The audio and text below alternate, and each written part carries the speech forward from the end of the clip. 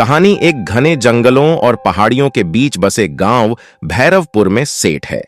गांव के पास एक पुराना और जर्जर किला है जिसे लोग भैरवगढ़ किला कहते हैं।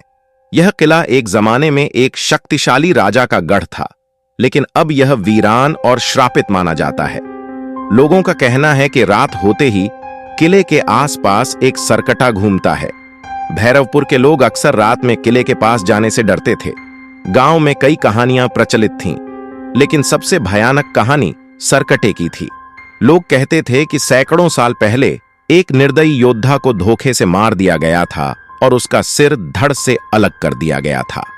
उसकी आत्मा तब से किले में भटक रही है, बिना सिर के, और जो भी किले के पास जाता है वह कभी वापस नहीं आता। एक दिन अर्जुन और उसके दोस्त राघव ने ठान लिया कि वे इन कहानियों की सच्चाई जानेंगे। निशा ने उन्हें मना किया, वह किला श्रापित है, कोई भी वहां से जिंदा नहीं लौटता, मत जाओ। लेकिन अर्जुन और राघव ने उसकी बातों को हंसी में उड़ा दिया। ये सिर्फ कहानियां हैं निशा, राघव ने कहा। हम वैज्ञानिक युग में रहते हैं, कोई भूत वूत नहीं होते। रात का समय था और हवा में एक अजीब सर्दी थी। अर्जुन, राघव और निशा तीनों किले की ओर चल पड़े। जैसे जैसे वे किले के करीब पहुंचे, हवा और भी ठंडी होती गई और जंगल से अजीब अजीब सी आवाजें आने लगीं। किले के बाहर पहुंचकर उन्हें अंदर जाने का रास्ता मिला। किले के आंगन में घना अंधेरा फैला हुआ था और जगह जगह दीवारें ढह चुकी थीं।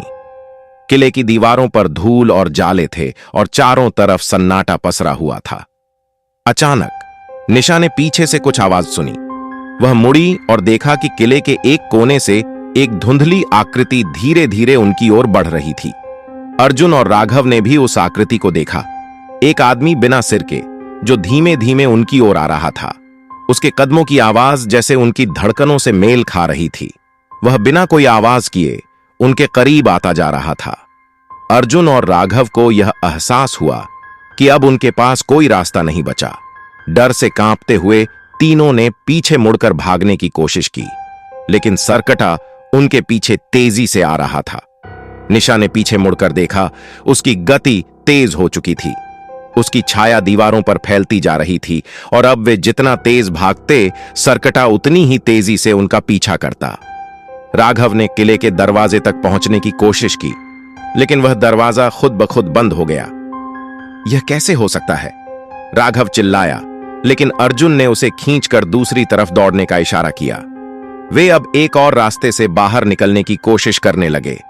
किले की ऊपरी मंजिल पर पहुंचकर उन्होंने देखा कि एक पुरानी तलवार जमीन पर पड़ी थी। अर्जुन ने तुरंत उसे उठा लिया। शायद इसे ही किसी समय में सरकटे के खिलाफ इस्तेमाल किया गया था। सरकटा अब उनके एकदम पास आ चुका था। उसकी उपस्थिति से हवा भी ठंडी और भारी हो गई थी। अर्जुन ने तलवार उठाई और उसे अपने सामने कर लिया। अचानक सरकटा रुक गया और उसकी गति धीमी हो गई। वह तलवार की ओर देख रहा था, जैसे यह उसे याद दिला रही हो कि यह उसी का हिस्सा है। अर्जुन ने बिना एक भी शब्द कहे तलवार को सरकटे की ओर बढ़ाया। सरकटा धीरे धीरे झुक गया और उसके धड़ से एक तेज रोशनी निकलने लगी। रोशनी के साथ उसका शरीर हवा में घुलने लगा और कुछ ही पलों में वह पूरी तरह गायब हो गया। किला अचानक से शांत हो गया। अर्जुन, निशा और राघव ने एक दूसरे की ओर देखा। सब कुछ सामान्य लगने लगा था, लेकिन तीनों समझ चुके थे कि सरकटा अब मुक्त हो चुका था। पंडित कैलाश ने उन्हें बाद में बताया, वह तलवार ही उसका शाप थी। उसके साथ न्याय हो चुका है, अब उसकी आत्मा को शांति मिलेगी।